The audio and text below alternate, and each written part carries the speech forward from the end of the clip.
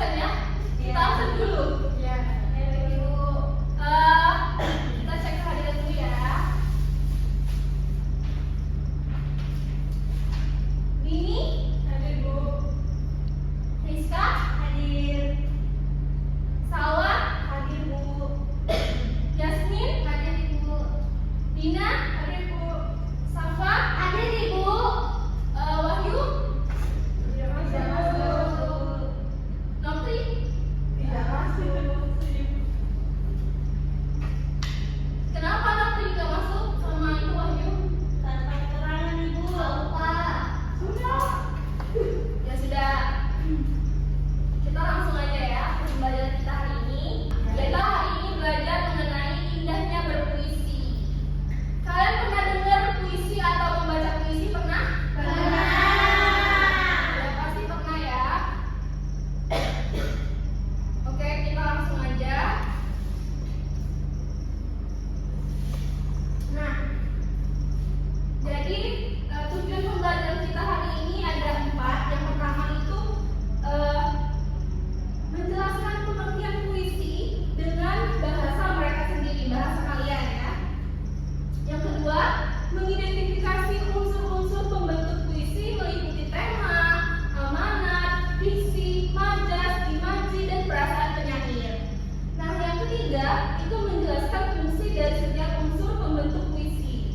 Nah, yang keempat adalah menampilkan sikap percaya diri dan aktif saat diskusi kelas. Oke, sebelum kita menjelaskan lebih lanjut lagi mengenai apa itu puisi, bagaimana unsurnya dan lain sebagainya, Ibu mau memperlihatkan satu contoh pembacaan puisi dari YouTube yang nantinya akan menjadi gambaran untuk kita semua. Apa sih puisi itu? Aku melihat Indonesia karya Bung Karno.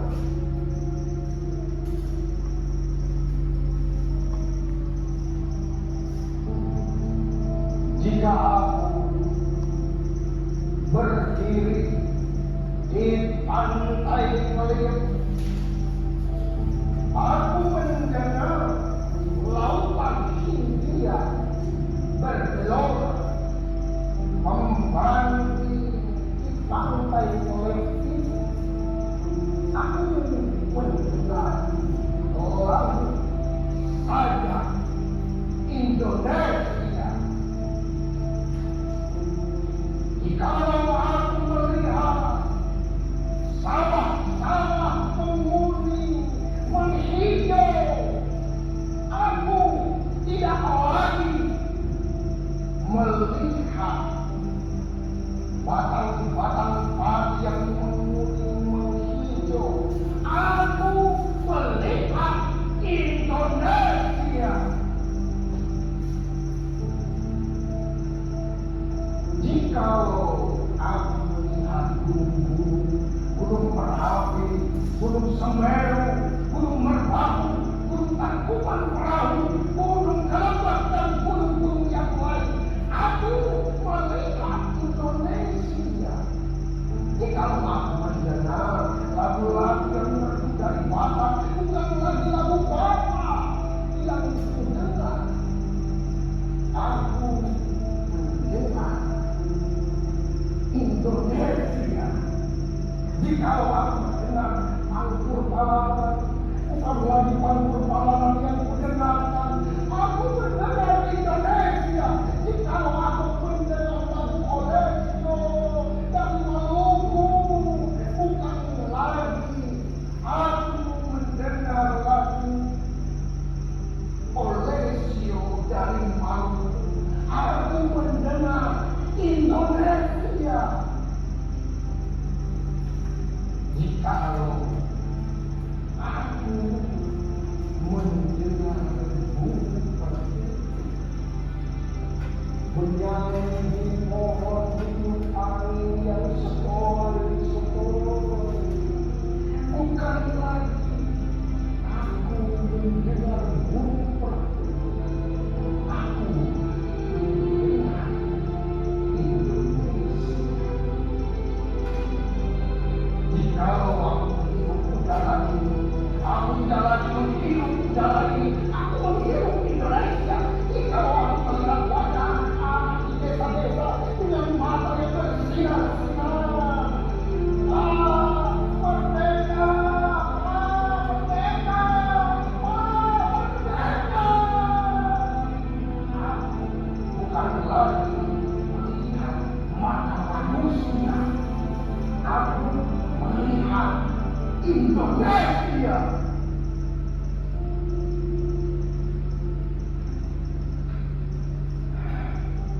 Aku melihat Indonesia dengan Bung Karno.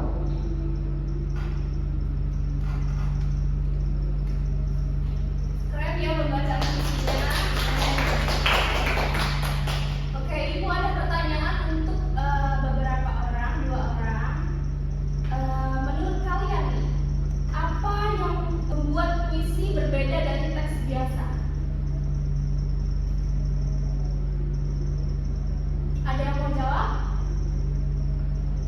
Bahasanya lebih indah, Bu. Betul sekali. Ada lagi? Ada imajinya, Bu. Betul juga. Bagus. Kita pelajari bersama lagi. Selanjutnya yaitu pengertian dari puisi. Jadi anak-anakku sekalian, puisi itu adalah sebuah teks atau tulisan yang menyampaikan pikiran serta perasaan yang menonjolkan keindahan bahasa. Serta melalui puisi, seseorang kita dapat mengekspresikan berbagai hal seperti rasa rindu, rasa cinta, kegelisahan, ataupun ungkapan syukur dan pujian kepada Tuhan yang disampaikan melalui kata-kata indah. Selanjutnya adalah unsur-unsur dari puisi. Ada berapa? Ada 4. Bisa dibacakan Ananda Dina? Unsur-unsur puisi. Ada majas dan irama puisi, penggunaan kata-kata konotasi, ketiga kata-kata berlambang, dan terakhir pengimajinasian dalam puisi. Oke, tepuk tangan untuk sekali. Kita bahas satu-satu dari 1 sampai 4 unsur-unsur puisi. Yang pertama adalah majas dan irama.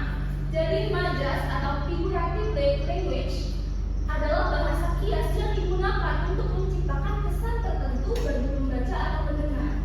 Nah, ada majas dalam puisi itu dapat berbentuk 4 juga. Yang pertama ada perbandingan, pertentangan, perulangan, dan perumpamaan.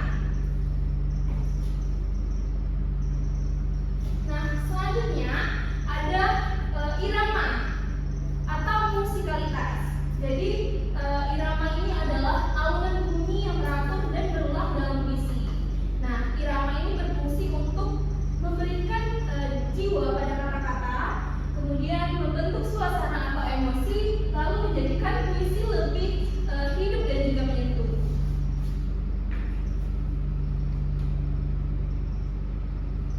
Nah, yang kedua adalah penggunaan kata-kata konotasi. Jadi kata konotasi itu adalah kata yang bermakna tidak sebenarnya. Kata itu telah mengalami perubahan-perubahan baik itu berdasarkan pengalaman, kesan, kemudian perasaan penyair. Selanjutnya adalah yang ketiga yaitu kata-kata berlambang. Jadi kata berlambang itu adalah kata atau tanda yang mewakili makna tertentu. Nah, kalau dalam puisi penyair ini menggunakan simbol untuk menyampaikan pesan secara tidak langsung. Itulah namanya kata-kata yang berlambang gitu. Nah, selanjutnya adalah pengimajinasian dalam puisi. Jadi pengimajinasian dalam puisi ini adalah kata atau susunan kata yang dapat menimbulkan hayalan dan juga imajinasi. Dengan daya imajinasi tersebut, nah pembaca ini seolah-olah merasa mendengar atau melihat sesuatu yang diungkapkan oleh penyair, seperti yang kita tonton tadi.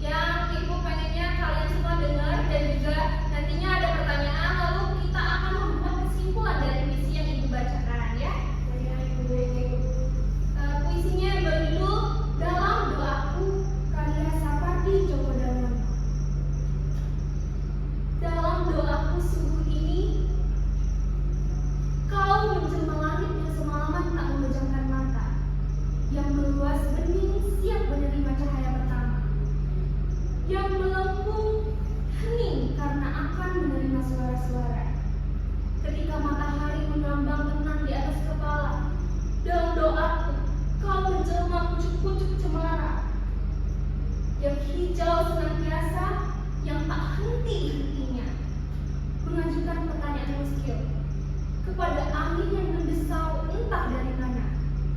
Dalam doaku sore ini, kau menjelma seekor burung gereja yang hinggap di ranting gugurkan bulu bunga jambu yang tiba-tiba gelisah dan terbang lalu hinggap di dahan mangga itu. Maghrib ini dalam doaku, kau menjelma angin yang turun sebagai sangat perlahan dari nun di sana. Bersijingkat di jalan kecil itu, menyusut di celah-celah jendela dan pintu, dan menyentuh-nyentuhkan pipi dan bibirnya di rambut dahi dan bulu-bulu mataku. Dalam doa malamku, menjelma denyut jantungku yang dengan bersitaran terhadap rasa sakit yang entah batasnya, yang setia mengusut rahasia demi rahasia, yang tak putus-putus bernyanyi bagi kehidupanku. Aku mencintaimu, itu sebabnya aku takkan pernah selesai mendoakan keselamatanmu. Nah, itu dia puisi yang Ibu bacakan dari penciptanya Sapati Djoko Damono. Oke, selanjutnya kita akan. Nah, selanjutnya Ibu ada pertanyaan untuk kalian. Ide utama puisi yang Ibu bacakan tadi apa? Boleh? Ananda Dini? Tentang seseorang yang selalu mendoakan orang yang dia sayang, Bu. Boleh? Ananda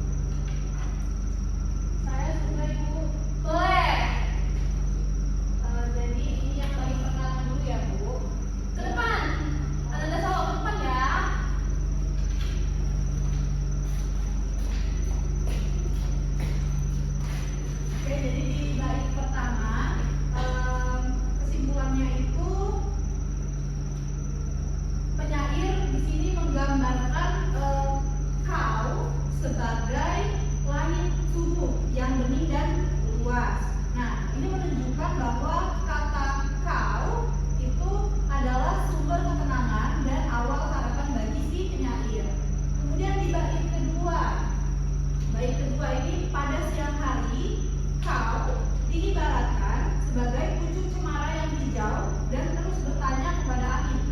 Nah, gambaran ini menunjukkan bahwa kau memiliki kedalaman makna dan membuat penyair terus merenung.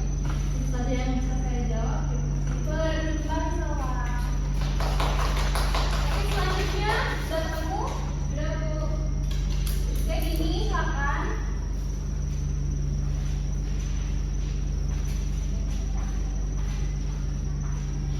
Oke, jadi pada bait ketiga, pada sore hari, kau digambarkan sebagai burung gereja kecil yang gelisah dan berpindah-pindah tempat.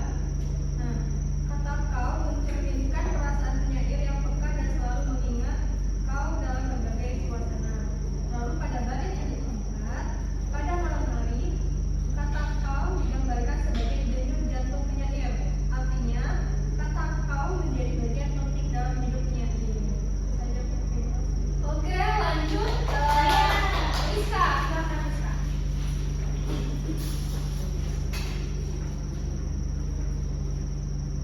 Jadi yang terakhir itu bait kelima dan keenam. Nah, di bait kelima itu ada kalimat pada malam hari kau digambarkan sebagai jantung penyair.